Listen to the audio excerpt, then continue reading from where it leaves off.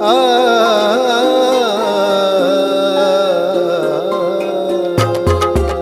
शिव पिया साथ है, शिव पिया साथ है, मोरे शिव पिया साथ है। ज्ञान रत्नों की बरसात है, ज्ञान रत्नों की बरसात है, शिव पिया साथ है, मोरे शिव पिया साथ है। वो नजर में है, वो जिगर में है, सांसों के लंबे सफर में है। वो नजर में है, वो जिगर में है, सांसों के लंबे सफर में है। वो मेरे दिन रात है, वो मेरे दिन रात है, शिव पिया साथ है, मोरे शिव पिया साथ है।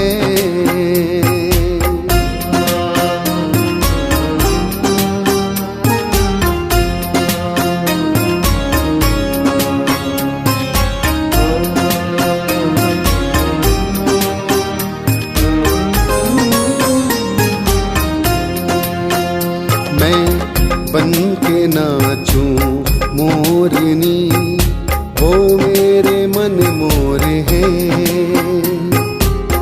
मेरा मन मधुबन है, वो मेरे चित्त चोर है। कभी राधे बनाए बनाए किशन, कभी राधे बनाए बनाए किशन, उनसे ही जुड़ा है ये सारा जीवन। उनकी यादें ही मेरी सौगात है, शिव पिया साथ है, मोरे शिव पिया साथ है।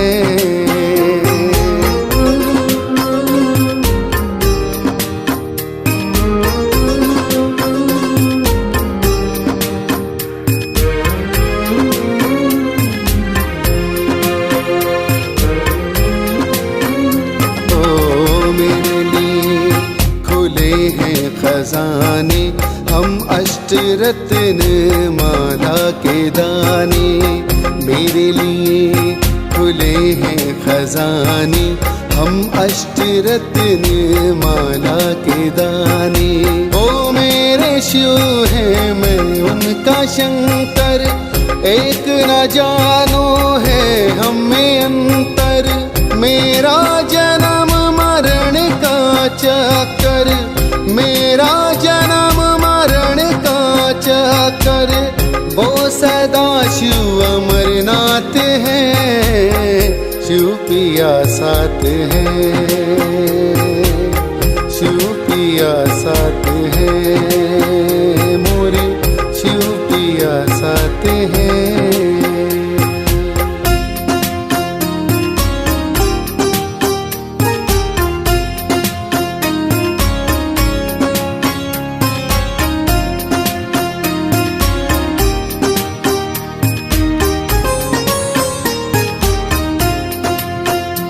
ये कलयुग का अंतिम चरण, मन रावण आत्म सीता हरण। ये कलयुग का अंतिम चरण, मन रावण आत्म सीता हरण। यहाँ झगड़े की जड़ ये तीन है, यहाँ झगड़े की जड़ ये तीन है। जर जेवर जोरू और जमीन है, आओ इस नर्क का हम करें नाश है, शिव पिया साथ है, मोरे शिव पिया साथ है।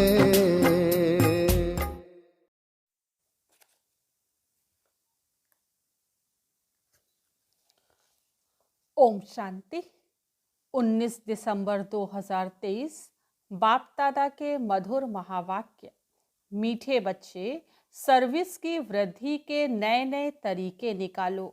गांव-गांव में जाकर सर्विस करो। सर्विस करने के लिए ज्ञान की पराकाष्ठा चाहिए। प्रश्न, बुद्धि से पुरानी दुनिया भूलती जाए, इसकी सहज युक्ति क्या है?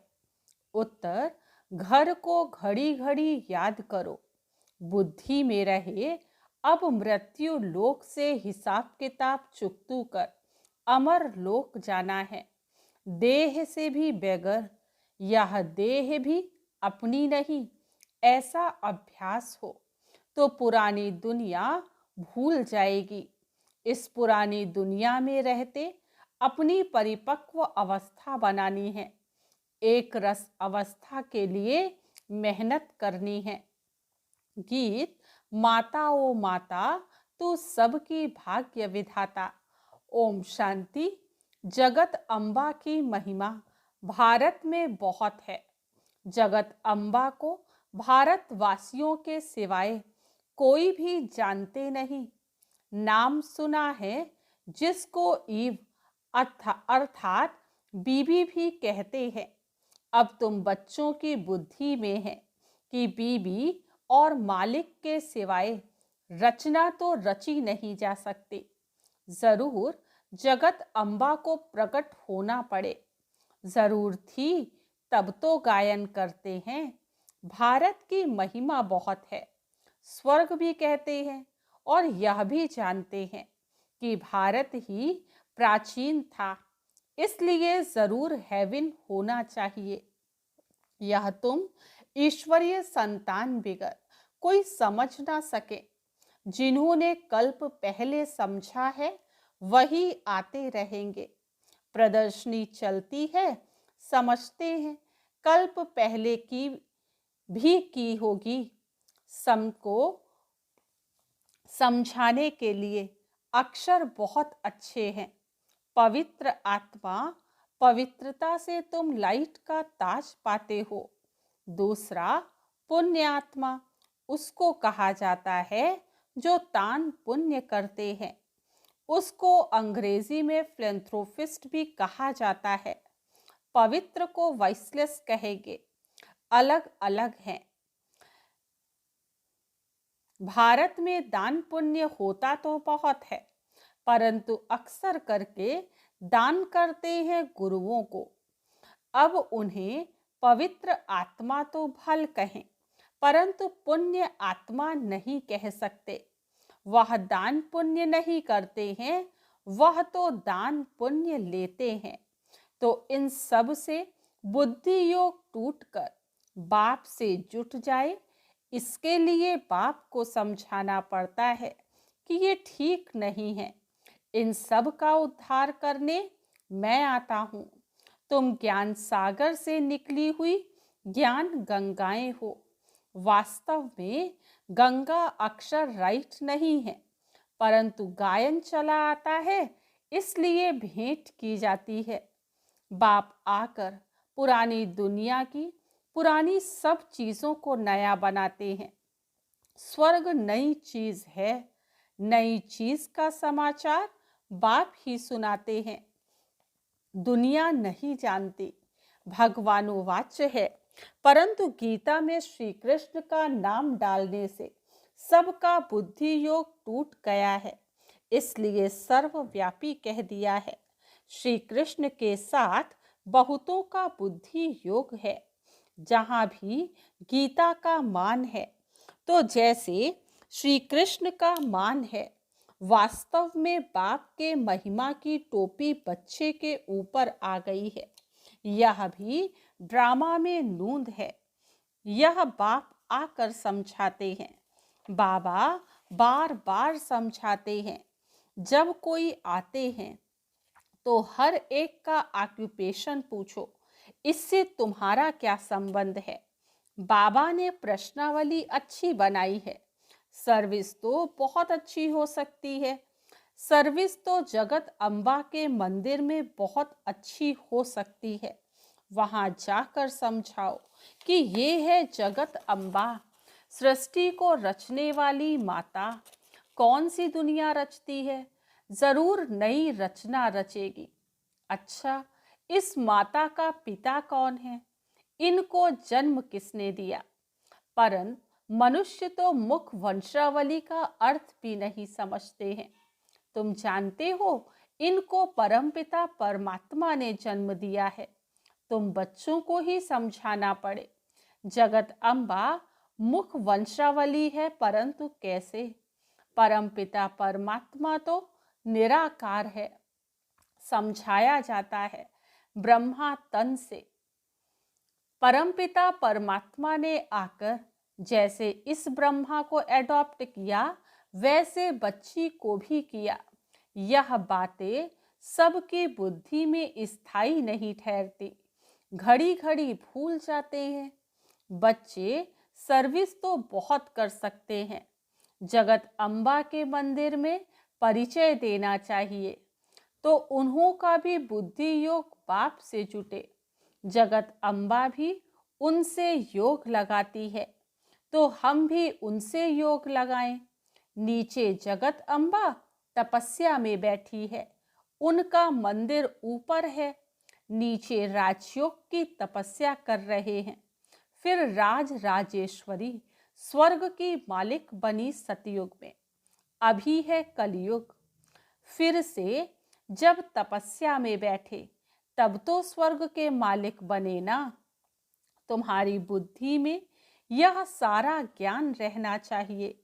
यह सच्ची राय मनुष्यों को दी जाती है। तुम हर एक का परिचय देते हो, परंतु सबकी बुद्धि में कोई जल्दी थोड़े ही बैठ सकता है। बैठे तब जब सर्विस में लग जाएं। चित्र भी बहुत अच्छे बने हुए हैं। लक्ष्मी नारायण के मंदिर में जाकर समझा सकते हो। बाबा कहते हैं मेरे भक्तों को सुनाओ। भक्त जरूर मंदिर में ही मिलेंगे, उनको प्यार से समझाओ। यह जो लक्ष्मी नारायण के चित्र हैं, उनके लिए सभी कहेंगे यह स्वर्ग के मालिक थे। अच्छा, अब क्या है? जरूर कहेंगे कलयुग। कलयुग में दुख ही दुख है।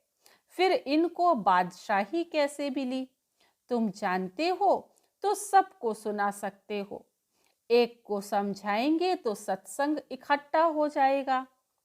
फिर सब कहेंगे हमारे पास आओ। मंदिर में बड़ा मेला लगता है।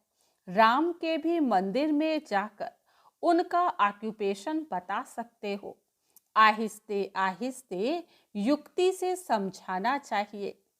कई बच्चे लिखते भी हैं, बाबा हमने ऐसे ऐसे समझाया। एक को समझाने से फिर दूसरे निमंत्रण देते हैं। हमारे घर में भी 7 रोज भाषण चले तो अच्छा है। फिर वहां से और कोई निकलेगा। कोई भी निमंत्रण दे, उनको ऐसा समझाना चाहिए जो छोड़े नहीं। भाषण करने से आसपास वाले मित्र संबंधी आदि भी इकट्ठे होंगे। ऐसे भी वृद्धि होती है। सेंटर पर इतने नहीं आ सकते हैं। यह अच्छी युक्ति है। ऐसी मेहनत करनी चाहिए। मेहनत करने का ढंग मुश्किल किसको आता है? ज्ञान की पराकाष्ठा चाहिए। बाबा कितनी दूर से हमको सिखाने आया है। अगर सर्विस नहीं करेंगे तो ऊंच पद कैसे पाएंगे? स्कूल में बच्चे बहुत अच्छे चमत्कारी होते हैं, उछलते रहते हैं। ये भी पढ़ाई है। ये वंडरफुल पढ़ाई है। इसमें बूढ़े जवान बच्चे सब पढ़ते हैं। गरीबों को और ही अच्छा चांस है। सन्यासी भी वास्तव में गरीब हैं। कितने बड़े बड़े धनवान मनुष्य अपने पास बुलाते हैं। सन्यासियों ने घर बार छोड़ा, बेघर हुए। कोई कुछ भी उन्हों के पास नहीं है। तुम भी अभी बेघर हो, फिर प्रिंस बनते हो, वह भी बेघर हैं। इसमें पवित्रता की बात है। तुम्हारे पास और कुछ नहीं है। तुम देह को भी भूल जाते हो।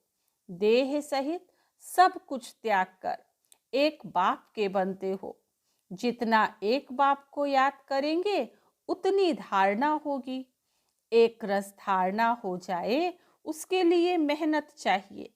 हमको बाबा के पास जाना है तो इस पुरानी दुनिया का ख्याल क्या रखें। जब तक परिपक्व अवस्था हो तब तक रहना इस पुरानी दुनिया, पुराने शरीर में है। अब तुम्हें गृहस्थ व्यवहार में रहकर पवित्र बनना है। इस मृत्यु लोक से हिसाब किताब चुकतू होता है। अब अमर लोक जाना है। घर को घड़ी घड़ी याद करने से पुरानी दुनिया भूलती जाएगी। बोलो, गीता में बाबा ने क्या कहा है? भगवान को बाबा कहा जाता है। निराकार बाबा कहते हैं माँ में कम याद करो, योग अग्नि से तुम्हारे विकर्म विनाश होंगे। ये भगवान के महावाक्य हैं कि इस पुरानी दुनिया और पुरानी देह को भी छोड़ो। देही अभिमानी बनकर निरंतर बाबा को याद करो। भगवान है निराकार। आत्मा शरीर लेकर टॉकी बनती है। बाबा तो गर्भ से जन्म नहीं लेते। उनका नाम एक ही शिव है। ब्रह्मा विष्णु शंकर को अपना सूक्ष्म शरीर है। ये है ही निराकार परमपिता परमात्मा। फिर उनका नाम है शिव। वही ज्ञान का सागर है। ब्रह्मा विष्णु शंकर को रचता नहीं कहेंगे। रचयिता एक ही निराकार को कहा जाता है। वह फिर साकारी रचना कैसे रचे? तो ब्रह्मा द्वारा आकर समझाते हैं। श्री कृष्ण तो हो ना सके। ब्रह्मा के हाथ में ही वेद शास्त्र दिखाते हैं। गाया भी हुआ है। ब्रह्मा द्वारा स्थापना। ब्रह्मा द्वारा सभी शास्त्रों का सार सुनाते हैं। निराकार सुनाते हैं साकार द्वारा। ये बातें अच्छी रीति धारण करनी पड़े। भगवानुवाच, मैं राजयोग सिखलाता हूँ। विनाश के पहले स्थापना भी जरूर चाहिए। पहले पहले है स्थापना। बड़ा ही क्लियर लिखते रहते हैं। ब्रह्मा द्वारा सूर्यवंशी घराने की स्थापना। लिखत में बड़ा अच्छा राज है। परंतु जब कि कोई मेहनत कर और सर्विस में लग जाए, सर्विस में लग जाने से फिर मजा आएगा। मम्मा बाबा को भी सर्विस में मजा आता है। बच्चों को भी सर्विस करनी है। मम्मा को तो मंदिर में नहीं ले जाएंगे। मम्मा की तो बड़ी महिमा है। बच्चों को तो जाना ही पड़े। बाबा कहते हैं वानप्रस्थियों के पास जाकर उन्हों से प्रश्न पूछो, फिर समझाओ कि कभी गीता अध्ययन की है? गीता का भगवान कौन है? भगवान तो एक ही निराकार होता है। साकार को भगवान नहीं कहेंगे। भगवान एक है। इसमें सर्विस का बहुत विचार सागर मंथन चलना चाहिए। प्रैक्टिस करनी है तो बाहर जाकर ट्रायल करनी चाहिए। जगत अम्बा का दर्शन करने रोज आते हैं। त्रिवेणी पर भी मनुष्य बहुत जाते हैं। वहां भी जाकर सर्विस करें, भाषण करें तो ढेर आकर इकट्ठे होंगे। निमंत्रण देते रहेंगे। हमारे पास आकर सत्संग करो। बाबा मम्मा तो कहाँ जा नहीं सकते, बच्चे जा सकते हैं। बंगाल में काली का मंदिर है। वहाँ भी बहुत सर्विस कर सकते हो। काली कौन है इस पर भाषण करो, परंतु हिम्मत चाहिए। बाबा जानते हैं कौन समझा सकते हैं। जिनमें देह अभिमान है वो क्या सर्विस कर सकेंगे। सर्विस का सबूत नहीं देते। सर्विस अगर पूरी नहीं की तो नाम बदनाम करेंगे। योगी में बल बड़ा अच्छा रहता है। समझाने के लिए पॉइंट्स बहुत देते रहते हैं, परंतु अच्छे अच्छे महारथी भी भूल जाते हैं। सर्विस तो बहुत है। इसको कहा जाता है बेहद की सर्विस। फिर वह मान भी बहुत पाते हैं। मुख्य है पवित्रता की बात। चलते चलते टूट पड़ते हैं। लौकिक बाप से कभी किसको भी निश्चय नहीं टूटता। यहाँ बाबा के पास जन्म लेते हैं, ऐसे बाप को फिर घड़ी घड़ी भूल जाते हैं, क्योंकि विचित्र है, ऐसे बाप का चित्र नहीं है। बाप कहते मुझे याद करो और तुम पवित्र बनो तो मेरे पास आ जाएंगे। आत्मा समझती है हमने ही 84 जन्मों का पार्ट बजाया है। आत्मा में पार्ट नूंधा हुआ है, शरीर में थोड़े ही पार्ट है। इतनी छोटी सी आत्मा में कितना भारी पार्ट है, ये बुद्धि में कितना नशा रहना चाहिए। व्यवहार के साथ साथ ये सर्विस भी कर सकते हैं। माँ बाप तो कहाँ भी जा नहीं सकते, बच्चे कहाँ भी जाकर सर्विस कर सकते हैं। बच्चों को ही लकी स्टार्स कहा जाता है। अच्छा, मीठे मीठे सिकील थे बच्चों प्रति। माता पिता बाप दादा का याद प्यार और गुड मॉर्निंग। रूहानी बाप की रूहानी बच्चों को नमस्ते। हम रूहानी बच्चों की रूहानी बाप दादा को याद प्यार, गुड मॉर्निंग और नमस्ते। आज की मुरली से धारणा के लिए मुख्य सार। फर्स्ट पॉइंट है, देह अभिमान छोड़ सर्विस करनी है। विचार सागर मंथन कर बेहद की सर्विस का सबूत देना है। सेकंड पॉइंट, इस मृत्यु लोक से पुराने सब हिसाब किताब चुकतू करने हैं। पुरानी देह और पुरानी दुनिया को बुद्धि से भूलते जाना है। वरदान, एक की स्मृति द्वारा एक रस स्थिति बनाने वाले ऊंच पद के अधिकारी भव। एक की स्मृति द्वारा एक रस स्थिति बनाने वाले ऊंच पद के अधिकारी भव। एक रस स्थिति बनाने के लिए सदा एक की ही स्मृति में स्थित रहो। अगर एक के बजाय दूसरा कोई भी याद आया तो एक रस के बजाय बहुरस स्थिति हो जाएगी। जिस समय और कोई रस आकर्षित करता है, उसी समय यदि आपका अंतिम समय आ जाए तो ऊंच पद नहीं मिल सकता। इसलिए हर सेकंड अटेंशन रखो। सदैव एक का पाठ पक्का हो। एक बाप, एक ही संगम का समय है और एक रस स्थिति में रहना है तो ऊंच पद का अधिकार मिल जाएगा। स्लोगन, शुद्ध संकल्पों का भोजन स्वीकार करने वाले ही सच्चे सच्चे वैष्णव हैं। शुद्ध संकल्पों का भोजन स्वीकार करने वाले ही सच्चे सच्चे वैष्णव हैं।